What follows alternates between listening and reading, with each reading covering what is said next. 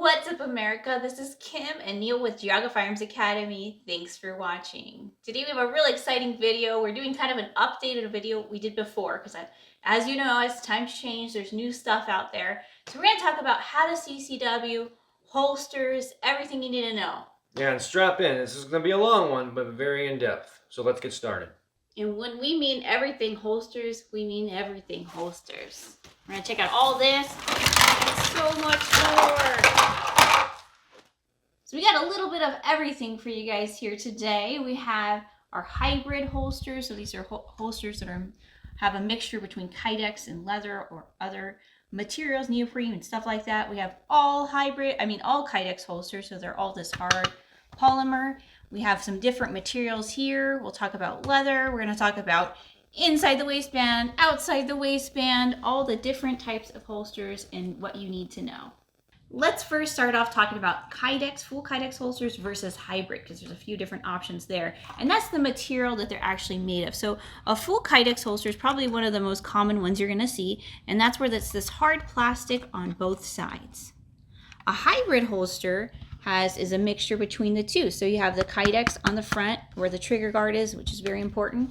And then on the back, we have a leather. And this is a better one. We're going to get into these a little bit more. But the back where it touches your body is nice and soft. It's leather. This is another example. This is the alien gear. And so it's a Kydex on the front and a neoprene on the back. So it kind of feels like a wetsuit. So the part that, again, that touches your body is nice and soft. So some people find this more comfortable. You're going to learn real quick when you start to conceal carry. There's not one perfect holster that's perfect for everyone because everyone's body shapes are different, everyone's needs, how they dress, the guns that they carry, they're all different. So you got to figure out what works for you. So there's pluses and minuses of both. Besides for full Kydex holsters and hybrids, there's also leather. And this one's actually a cheat because it's actually not all leather. It's a mixture between a polymer and a leather put together. So you kind of get the benefits of both. Kydex, it's going to hold it in place really well. And it has that nice click and retention. Some people like leather because of the comfort.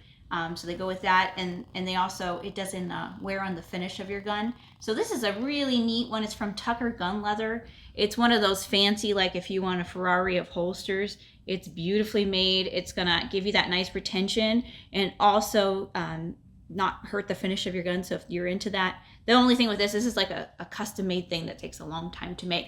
So there are leather ones. The issues that sometimes you have with them, with the cheaper ones, is that they don't stay open on their own, and also they can contract and change with the weather and the humidity. So you have to think about that. But then I've also seen nice leather holsters that people carry and they love, so nothing wrong with that, but that's another material. The last one is these cheap little nylon ones. These are the ones I'm going to say stay far away from. These are very dangerous. My 2 rules with holsters are that it has to have a solid trigger guard because I like carrying around in the chamber. And number 2 is it has to stay open on its own. I don't want anything when I'm trying to holster my pistol where I'm pressing it against my body and muzzling myself. When you wear something like this, every time you take the pistol out, it automatically closes. So then you have to either use your hand and try to get it in here or press it against your body as you're inserting in. And that's just not safe. For example, all these other holsters, notice how they all stay open on their own, unlike this guy. Before we get into inside and outside the waistband holsters, it's really important that you have a good foundation. And I know a lot of people want to get cheap with their belt, but you're going to find out that you could have the nicest holster in the world, but if you don't have a nice belt system, you're not going to have a good experience. So today I'm going to be running my Vetter belt. I really like this one a lot. I like how thin and simple it is. I also like this one from Tactica. It's a girly girl one. Some other ones that are really nice for men and women is Core, K-O-R-E. It's a company we've been using for years. Makes an awesome belt. It's very sturdy.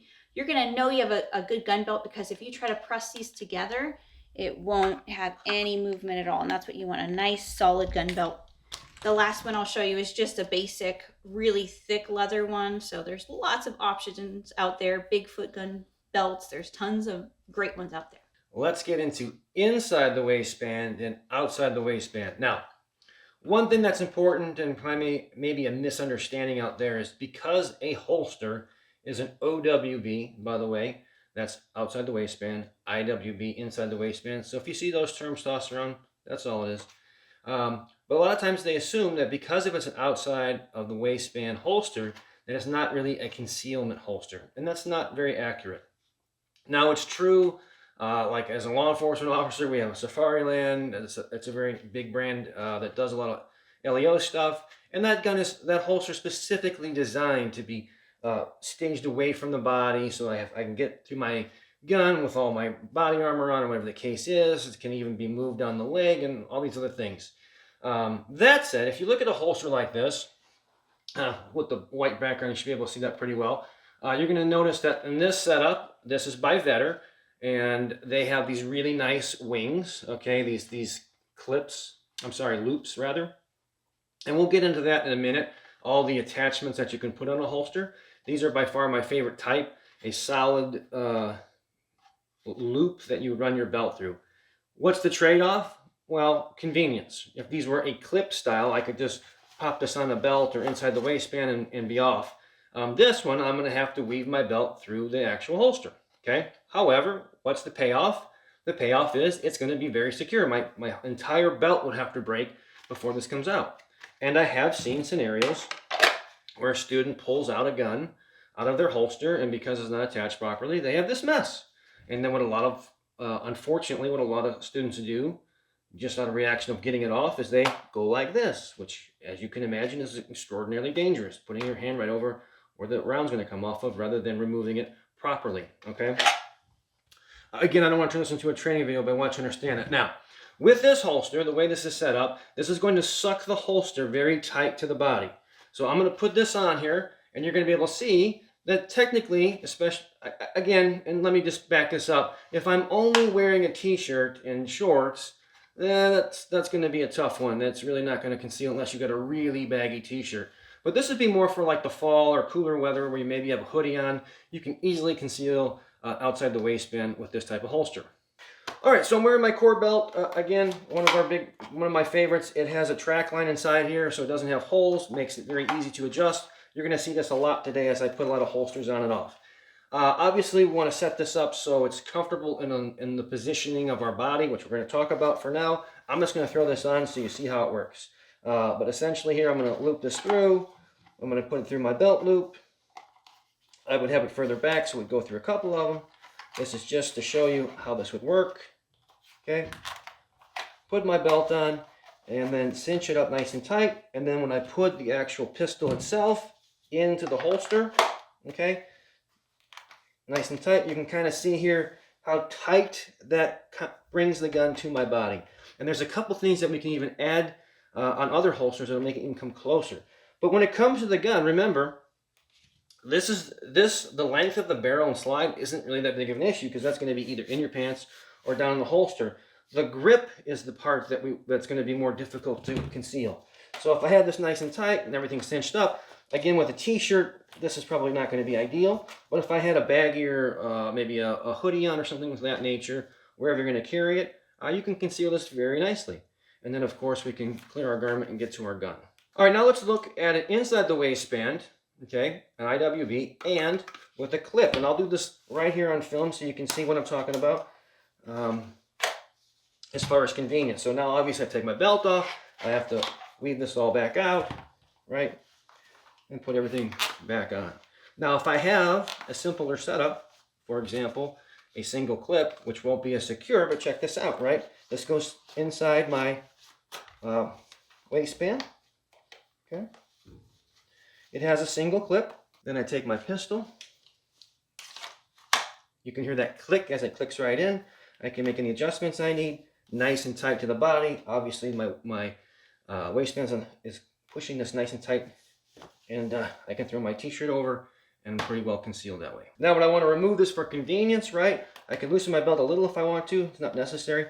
Undo that single clip, and then the whole holster and gun will come out. Again, have I seen students draw this out and this is the situation? Yes, it is. So that's kind of the downfall of that particular setup. And the holster brands that we're typically showing here are stuff that we like. So like this is made by Tolster.com. These guys are out of Oklahoma, very great company. Sent us a lot of stuff as far as holsters, and they've all been high quality. As you can see on this one, I've been a big fan there. Hopefully with the light you can see. this wing that they add, they call it a sidekick, okay? That can actually be attached, and they sell the sidekick to pretty much any holster, not just their own. And it has basically an adhesive glue stick in there, and then this actual piece of plastic. And I've had this now for probably 7-8 months, and with wear, I've never had any issues with it ever coming off whatsoever. It's kind of an ingenious idea. So how does it work? What it does is it allows the pistol, remember I told you the grip is the important part. That's the part that we need to conceal. It causes that grip to be pressed very tightly into the body by the tension of the belt. So I'm just going to grab this leather belt here just as an example. Here we have the, let's assume obviously this is around our waist. All right, we have the single clip that goes on there. And then what you're going to see is you're going to hit the sidekick, as they call it, that plastic extension. So we have to tuck that behind the belt. And now what's occurring is, obviously, as this is being forced against your body and the belt is tight against your waist, it causes the actual grip to be turned in to the body. So it really helps conceal that gun even better. You don't have that grip sticking out when you move around. Like I said, you can buy these from Holster, and it comes with everything you need. Pretty simple installation. You can put them on even existing holsters. Now let's talk about the most common positions. So the most common would be appendix, so that's here up in the front. So Neil's going to go ahead and demonstrate that.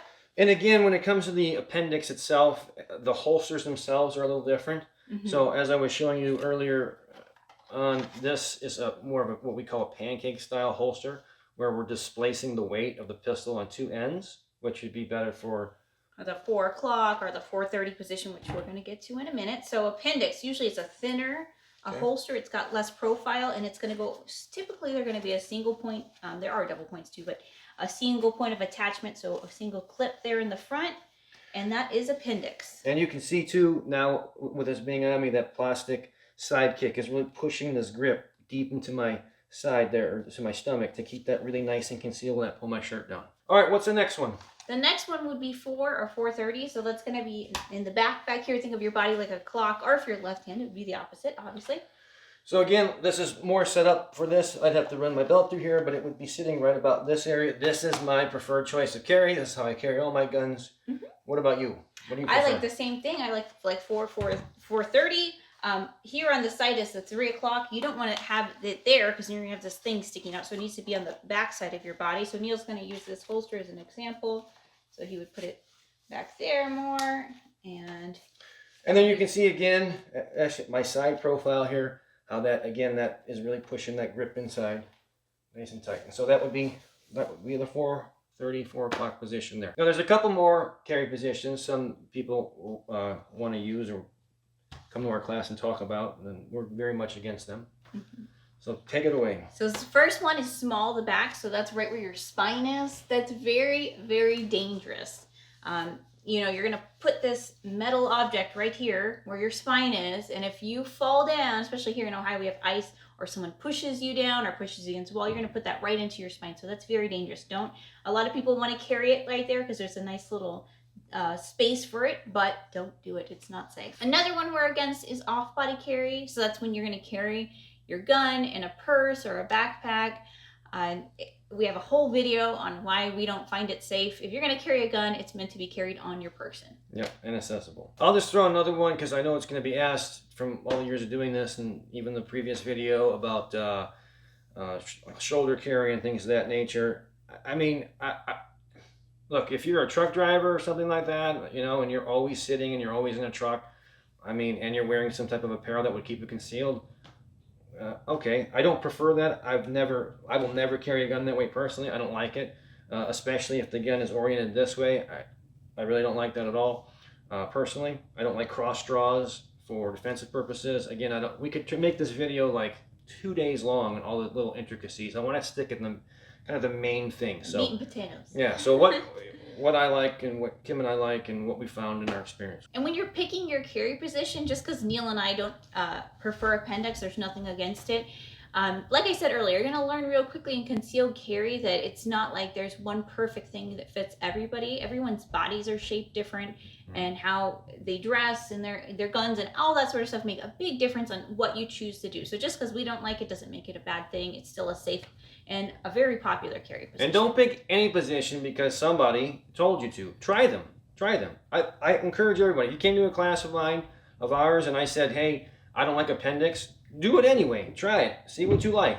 Then determine, is it for you or is it not for you? For example, one of our range safety officers that comes and helps with our classes, we both have these Bravo concealment, and these are great holsters as well.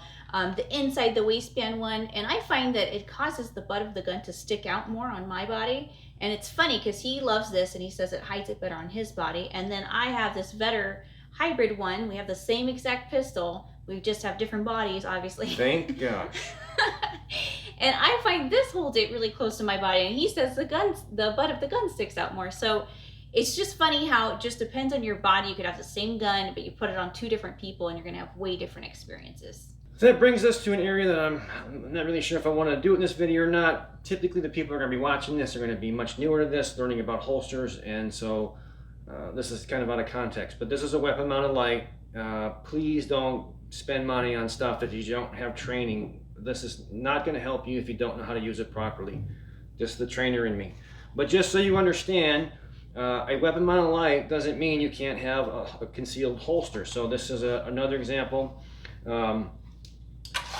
This holster setup, it is outside the waistband, but it does keep the gun very tight to your body, nice and close, but it obviously houses the light. So if that is something that you have training on, again, probably not watching this video, but if you did, certainly you can have a weapon mounted light that's concealed. I don't have a plethora of guns with me right here, but I do have obviously a lot of holsters. All of the holsters that we're talking about so far are specific for the make and model of that gun. They do, however, make some universal holsters. This is by Phalanx. This is a pretty cool setup. You can pretty much fit, I don't know the exact number, but I can put a lot of different makes and models in this particular holster and it will work. Do I think this is a great concealed holster that you should carry every day? No, I think you should spend your money on a holster that's specifically made for your gun. However, if you are trying different guns in different positions and so forth, and you're going to be at the range, something like that, this is a great little holster you can throw on and put on a bunch of different guns and see what fits you best. We are even close to done. There's still so much more to talk about when it comes to holsters. One of the things that's really important is retention. And the retention that I prefer may not be the same as you, or you. And the way the retention is set up on most holsters, there's some type of screw, some type of a mechanism that can increase or decrease that retention. Retention simply meaning how tightly the pistol is held in there. Now, when it comes to inside the waistband, I don't recommend you changing the tension of it unless you're wearing it against your belt with the same amount of pressure. Because just loose from the table, once you put a belt on here, it actually tightens against the body, and so you may find that it might be the retention you want now, but when you put it inside your waistband, it's going to be extremely difficult to get out. This is, however, an outside the waistband, so don't misunderstand that. This one, and I'll bring it up to the camera here, this one has a slide style, okay, hopefully you can see with the background here. And all this is we move the slide up or down, and that increases or decreases the retention. And the purpose of the slide there is it typically will hold that retention level a little bit more firmer as you take guns out of the holster on and off, and it rattles around and moves. More common that you're going to find a screw type, okay, which will have typically a rubber grommet in there, rubber spacer, if you will. And again, this is by Holster. As you tighten that will increase or decrease the tension, retention rather, of that holster. What am I typically looking for? I like a holster and the retention so that if I turn the gun and give it a little shake, that it's not going to come flying out, but yet when I need to get it out, it's not an issue to get that gun out. So it's kind of a sweet spot that you got to play with to find out what it is. And again, remember, if it's inside the waistband, make sure you're making adjustments while it's in there. Okay, very, very important little key for you. There is technically another retention which is a strap that will go over. It's also found a lot of times on leather holsters. Again, I'm not a leather holster guy. I don't like the straps on there because it's just another mechanism I got to mess with to get it out. If I need to get this gun out, especially from a conceal perspective, I need it like yesterday. So I don't really like that.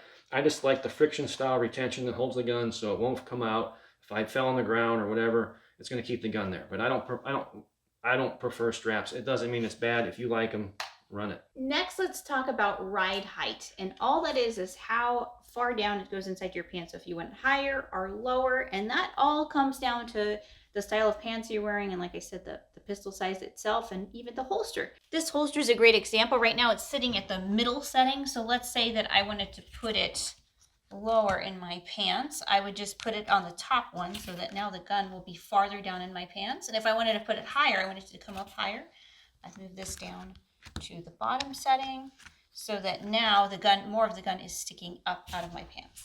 So I'm deciding where in my pants it's going to sit. You don't want it so low that you can't get a good grip on it. But then if you put it higher, there's less of it inside your pants, so more to conceal on the top. So that brings us to cant. Not like I can't do it, but cant of the gun. We have two options. You can have straight up and down 0 cant, and then you can have like a 15-degree cant. And what's interesting is I like a cant and Neil doesn't. So I do it the proper way. I find that this conceals the gun better to my body because I have a curvy body. So it helps me hide the gun and conceal it better. And Neil likes the 0 cant. Why?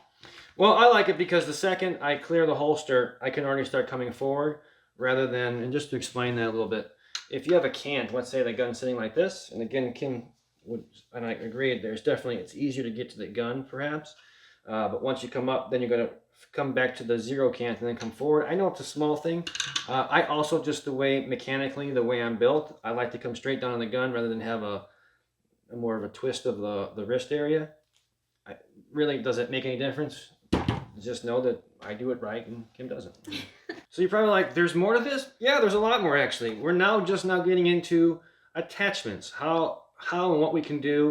And here's a simple goal of this, is obviously to educate you guys that are new to CCW and how to CCW, but to also save you. Now, I realize that as an instructor and somewhat of an influencer, we get a bunch of stuff and a lot of different gear, but this is one of many bagfuls of just stuff. And we have tons more of these. They're actually categorized by brand of gun, because I've got many of these for almost every brand that I've ever used, okay? And so I'm trying to prevent you guys, who are not a lot of times getting stuff sent to you by manufacturers, to save some money and get the stuff. But keep in mind, you're all going to end up with something like this, because you're going to try different stuff. It's just the nature of the beast, and some stuff is going to work. The next greatness thing is going to come out, and so forth. So hopefully this will kind of get you guys on track.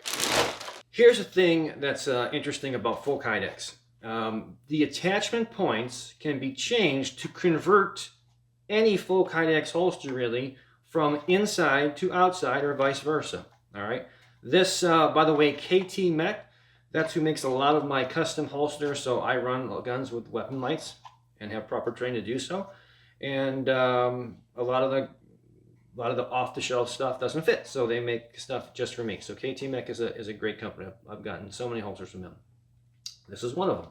Again, full kydex. As you can see in this particular example, and these are attachment points by Bravo Concealment.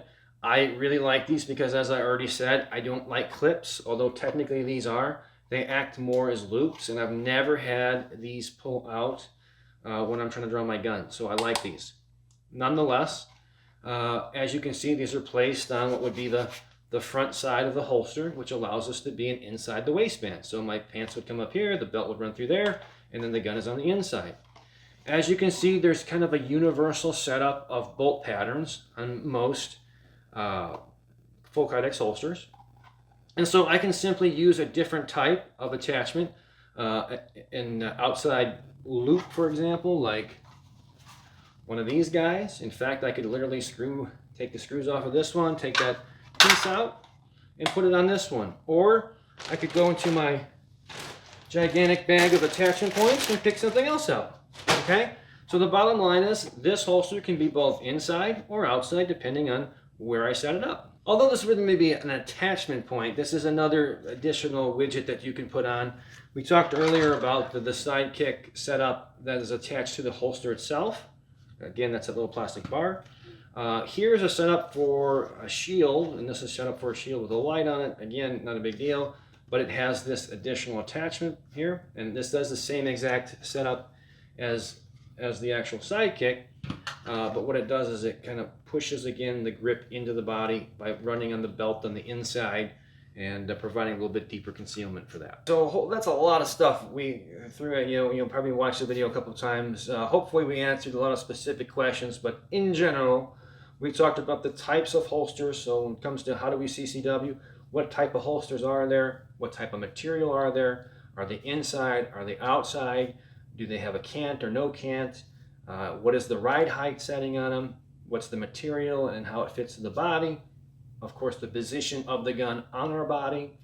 So pretty good in-depth overview of how to CCW. If you guys like this video, please give us a thumbs up, a like, a share, a comment. I'll try to put as many of the links below of the holsters we talked about today.